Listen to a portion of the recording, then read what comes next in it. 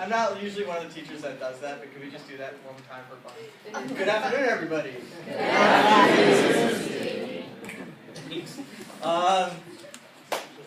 I have so many wonderful students in this building right now.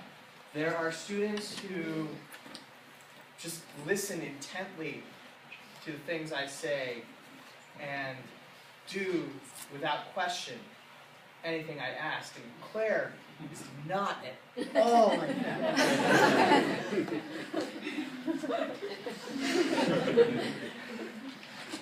For those of you that have seen my interactions with Claire, there are almost always two things that are happening. One, the volume of the conversation is extremely high, and two, one of us walks away crying. I can't tell you how many times I have been in conversation with Miss Putman here about the things that have happened, but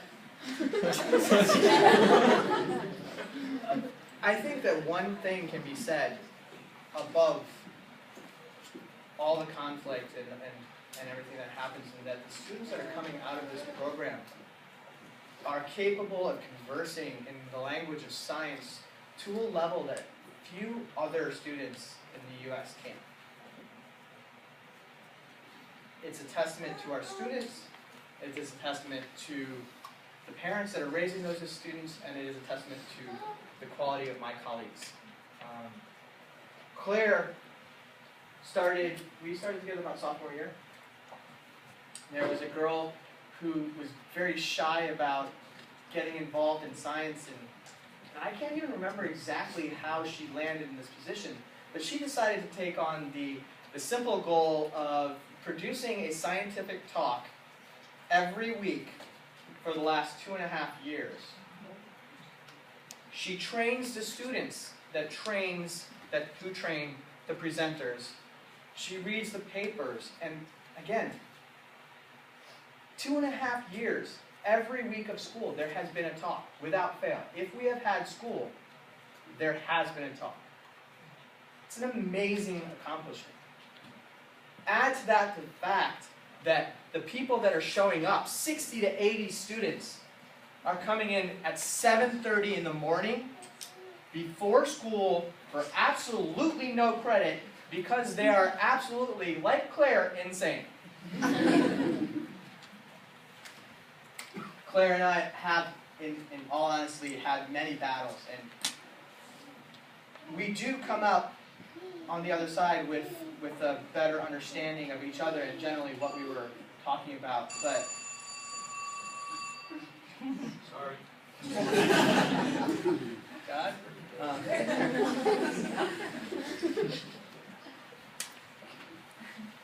I'm not great at expressing how I feel about my students. I'm not. But I am so immensely proud of this one.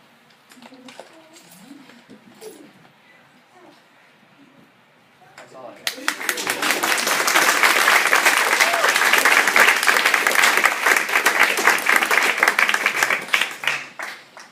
Hello. The title of my presentation is called Not Equal. Before I start, I'd like to say some thank yous. First and foremost, to my parents. All that I've done through all that I've done through these 4 years, I could not have done without you. Sorry. You make me so proud to be your daughter, and you really show me that I can do anything I set my mind to, and I couldn't thank you enough for that.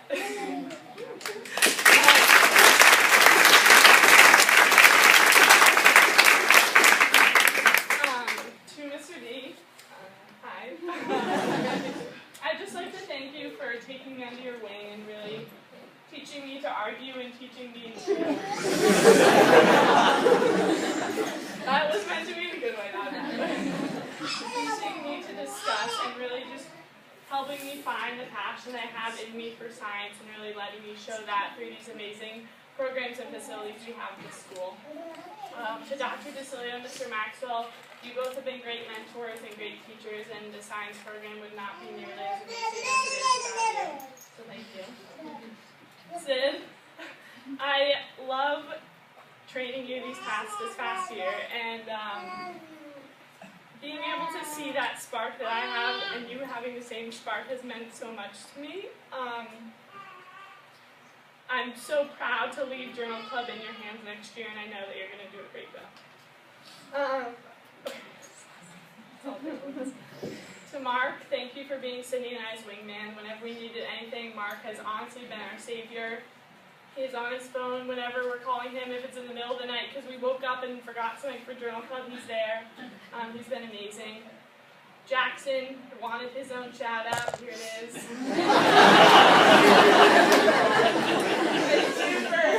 He used to be on Journal Club, but he's no longer, but we still love you. And to the rest of my Journal Club team, without you guys, we would not be able to have a Thursday morning Journal Club. I know a lot of kids look forward to it, and I just love being able to work with you all. So now I want to start a discussion about gender equality. And in order to start that, I want you guys to read a few quotes about what's happening right now with the government relating to this subject.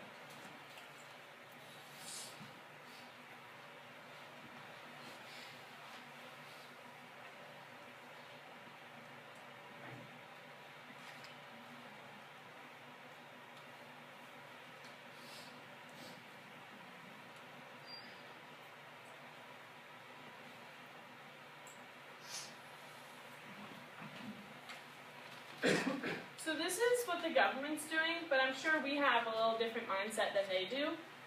We have these things called stereotypes that I'm sure you guys reference to almost every day, so I'd just like to point out a few. Boys are messy. If you walk into a boys' room, you're going to see most likely dirty clothes all over the floor, dirty socks, maybe even food. If you walk into a girl's room, you probably expect to see their bed made and everything all neat and orderly. Girls are more mature. If you've ever seen the show Simpsons, Marge and Homer are a great example.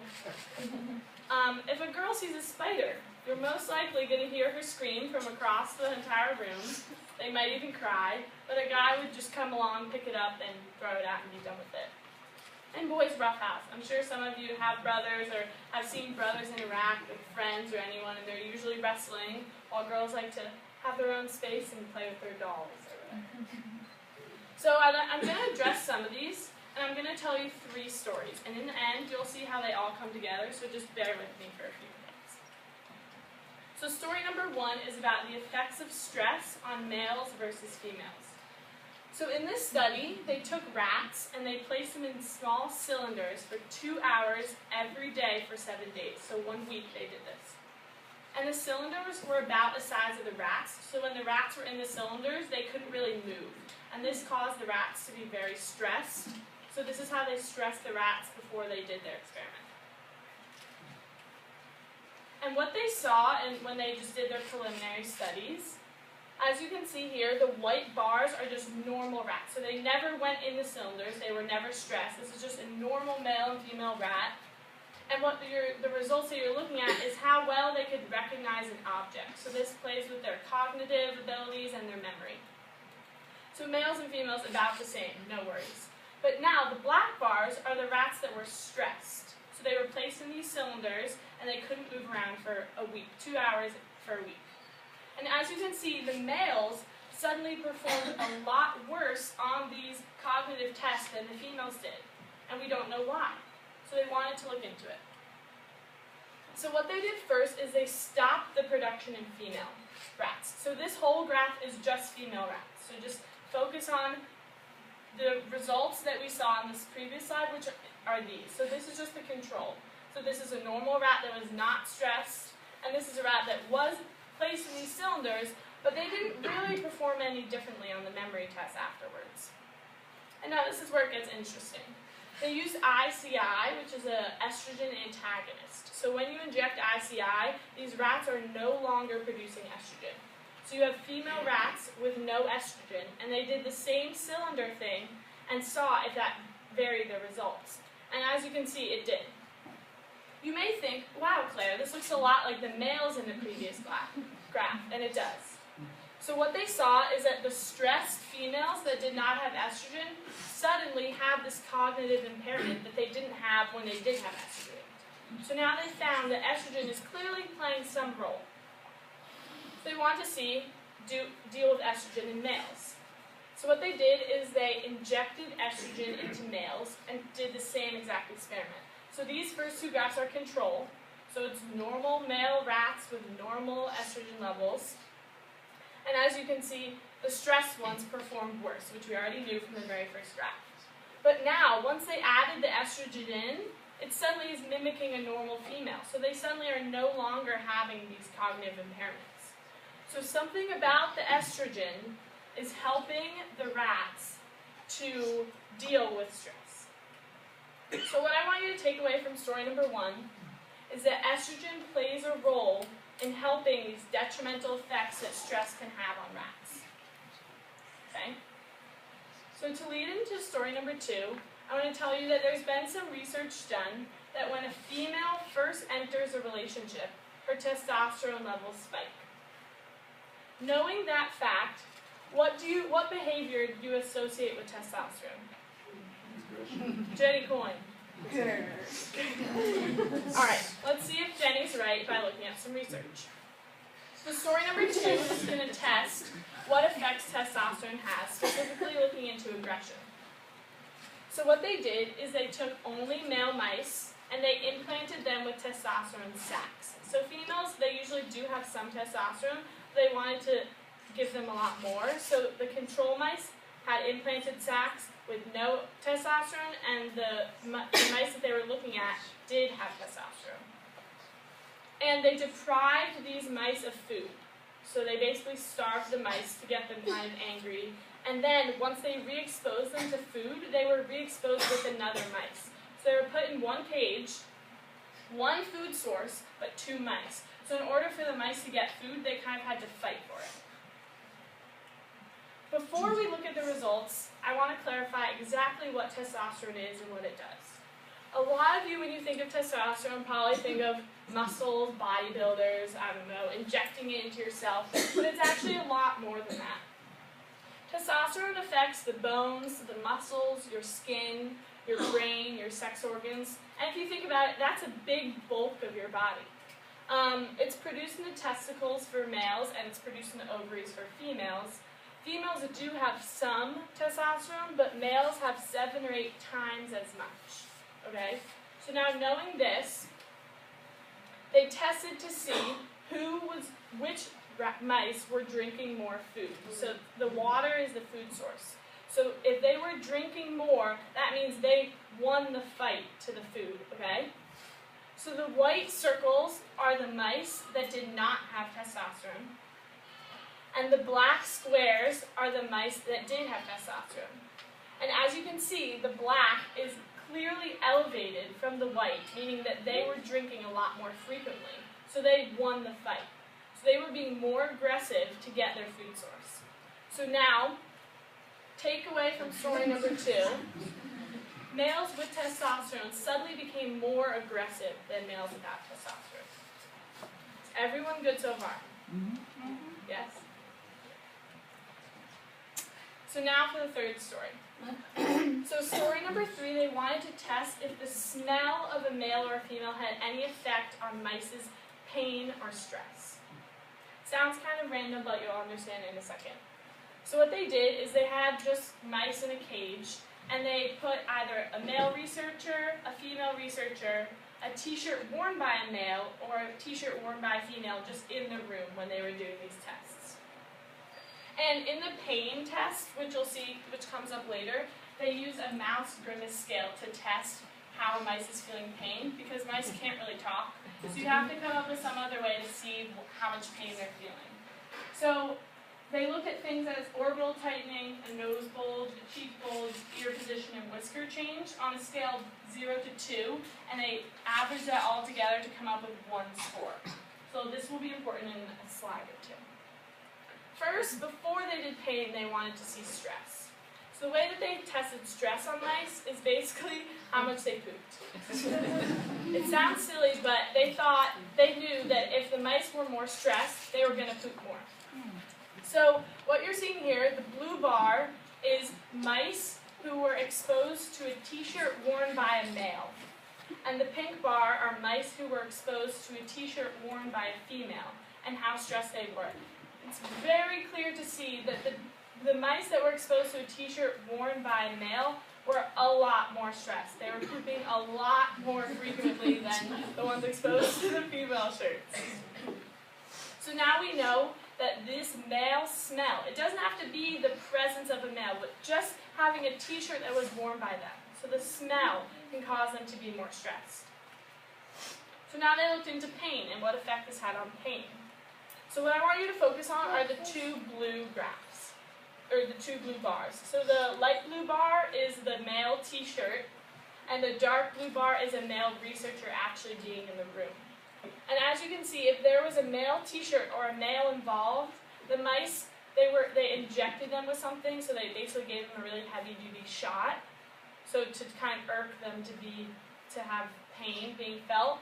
And the mice that were exposed to the males felt significantly less pain than if a female t-shirt or even a female researcher was in the room.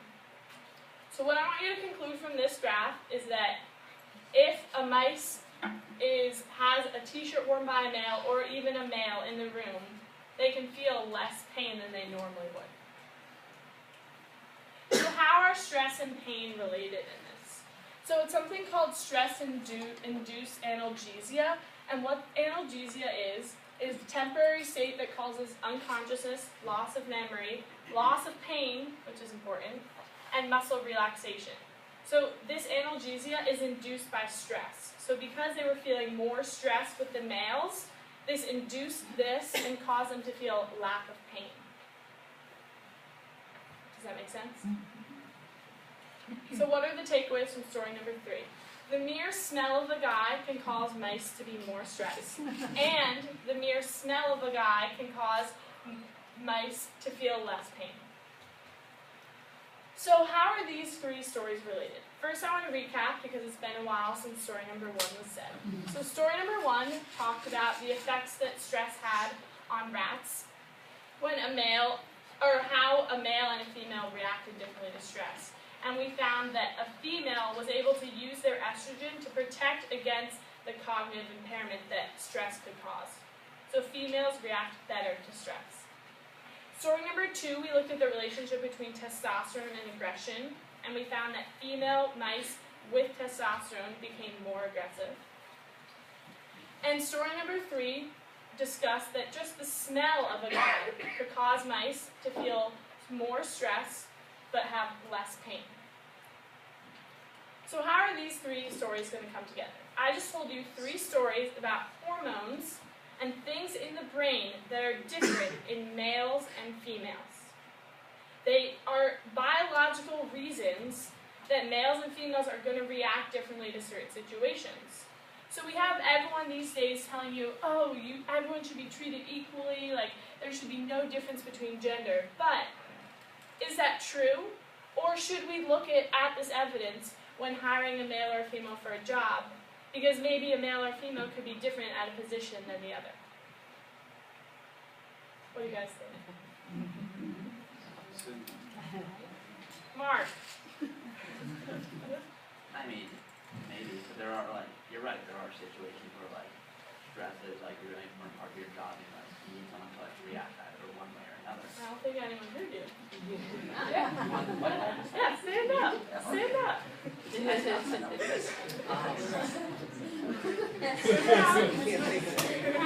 Oh God, there were a lot of people. So I mean, like personally, I think yeah, because you do have these situations where you have like very stressful jobs. Anything from like someone serving in the military to like just running a major corporation, and like I think you should take into account like how someone's gonna react to stress. Maybe you want someone to like feel less pain in a situation. Maybe you want someone to be calmer, and that's like an important part of the job. Sir D, what do you think? I think assessing someone's biological response to a situation is definitely a valid consideration when hiring somebody for a specific job. But then I'm starting to guess, like I'm starting to think about at what point does that become unfair? So like, if there's a biological basis, for example, for let's say the male analgesic effect, and you want to have a male excluded from a room because you want to reduce the amount of stress, well, could you just have a male excluded from a room just because he's stinky, or for some other reason that maybe the evidence doesn't support? At what point do you draw the line between a biological distinction for something and pure gender discrimination? Yes. I was thinking something like that, because to me it's a little too binary to just talk about men and women, since you're just measuring you're talking about really testosterone and estrogen. Since all of us, especially if we watch the Bruce Jenner interview with Diane Sawyer, yes, I think, you know, the whole spectrum idea and the whole way the world is going with the with gender identification is so much more complex than this, that I'm not sure I'm comfortable with the jump, the lack of maybe But either everyone should be complexity, equal yeah. or everyone should be treated yeah, I different. mean, because when I was sitting here, I was thinking, well, when you go for a job interview, maybe they should just test your estrogen and testosterone levels and then stick you into situations where you could, that would be an advantage. So I loved what you did in the, you know, in the, talked about in the testing part, but I just feel uncomfortable with the final jump being lacking a little complexity. Right. Well, I That's think 'cause it's I'm an more annoying bearing the teacher. question, should that jump be made or should it not be made? Yeah, okay. Yes. It's 2 points. One, I think hormone levels change with ages, so you can't really decide. Yes. Yeah. Secondly, everyone if we're talking about equality as far as what you would pay a man and a woman for doing the same job, that equality should exist. But should you have a man or a woman, you know, decide which one is appropriate for a job? That I think depends on the job. Okay. I think what you've done is, I think what this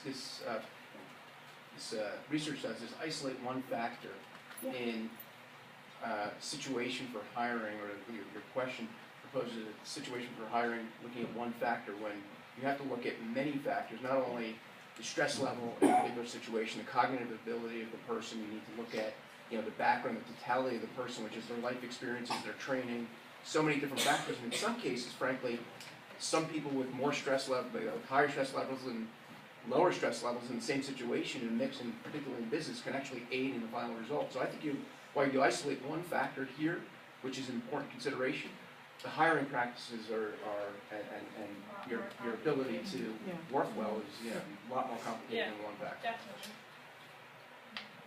Yes.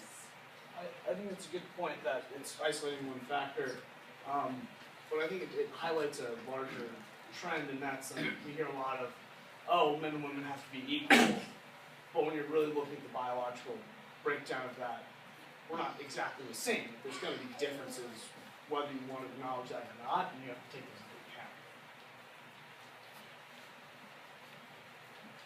Yes, Bridget. Sorry. But what if you talk about how I know some people handle stress different ways? So some people use stress as like a motivation to get things done.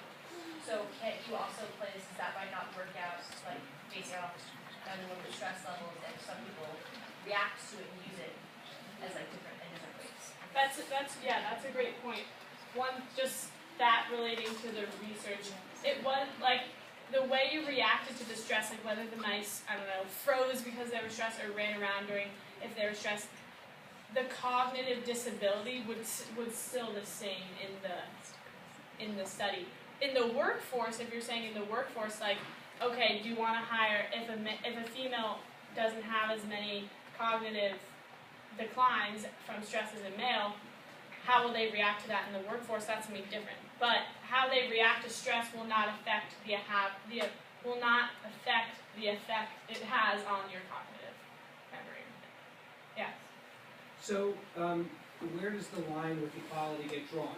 Because, you know, equal pay for a job, you know, it should be the same, but you've got physiological differences where sports, girls compete against girls, and there's not this homogeneous competition where everyone's treated equally. So how do you differentiate between that? That is a great question. I think that's something that should be discussed, and I think that there's just a lot of talk about, like in my generation, I know since I've been growing up, it just become more of a thing, gender equality, and I just think that there are a lot more things to look at on this discussion, such as where should the line be drawn. I think it's a bigger discussion than people think it is. They think about, oh, how are men and women being paid? Like that's all they compare in gender equality, but there's so much more than that. So I think this is just one more thing to consider when you're considering gender equality. Yes. I was just gonna agree with you on what you just said about like how complex it is. Because the thing is, a lot of people kind of see these issues as kind of being like such an easy thing. It's not such an easy like thing to really fix.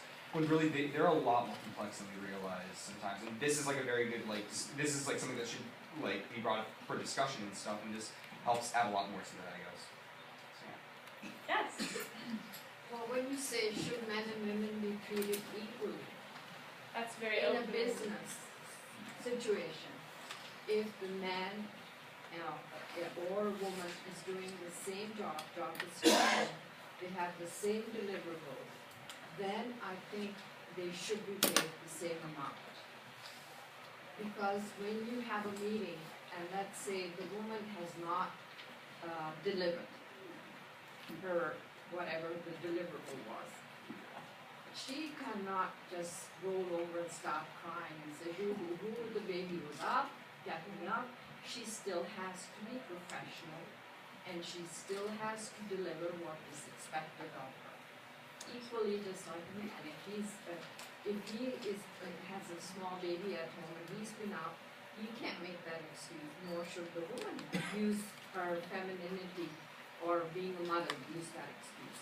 But if they're both doing the same job, I think that's where the problem is coming nationally. A man and a woman doing the same job, man gets more compensation than the woman does. He gets a better pay grade than the woman does. And I think women are getting wise to it, and we should stand up for our rights. Yes. These experiments were done on mice. Yes.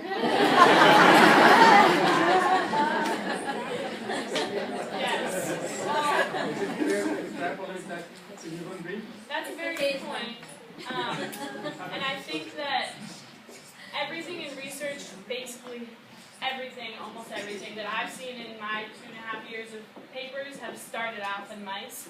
And I think that in order to spark a discussion with the research we have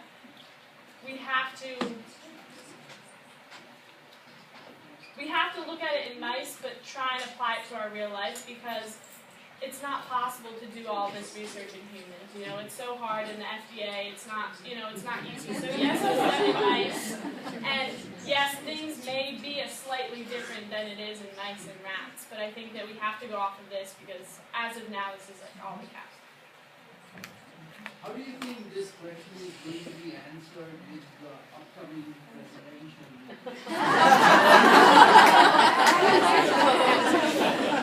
Keep up our estrogen levels, and you give us a little more testosterone, we can rule the world. Exactly. Right? That's it. That's the answer. And why?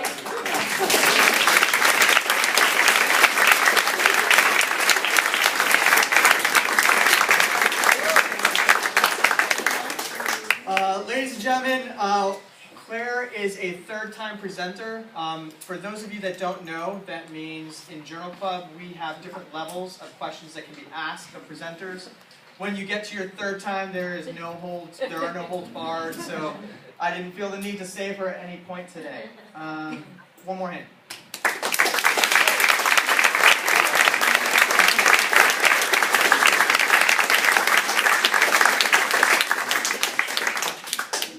As teachers, it's sometimes easy to look at the foes in the world right now, whether they be gender inequality or cancer, AIDS, diabetes, obesity.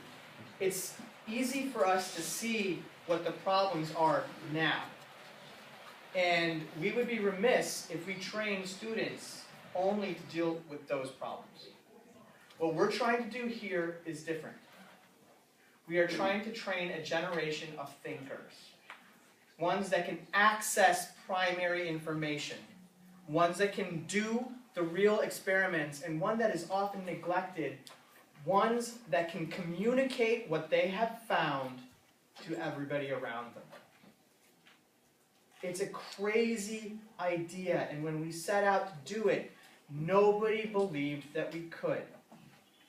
To this day, when I describe our program to other people, they stand in disbelief, and that is one of the reasons that we have this exhibit, so that you can interact specifically with those students, and we can get the word about this amazing program.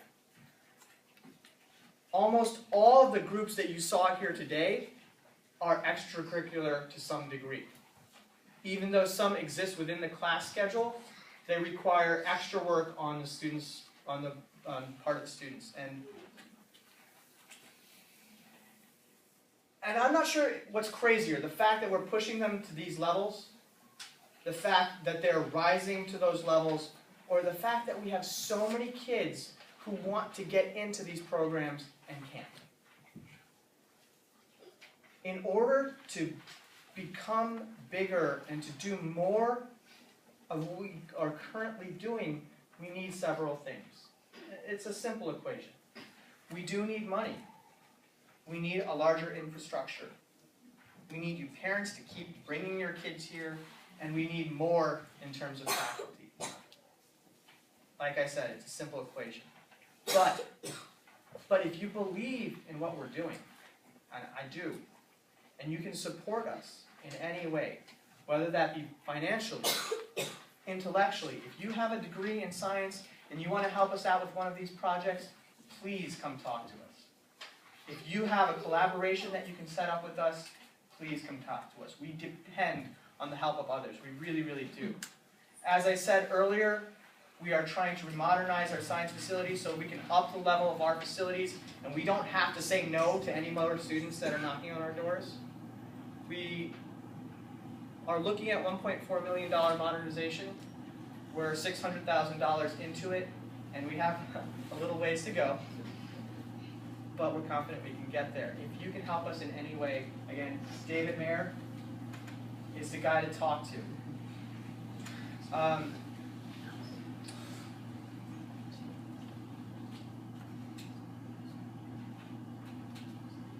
I was told that gratitude is the biggest part of anything we do, and I've got so many people to thank for what we've done here. For my colleagues, I know we were terrified about having to choose between education and our passion for science, and here we don't have to. To the kids, I mean, the hours and hours and hours of, you guys just can't possibly fathom how hard they're working. And I don't say thank you enough to them.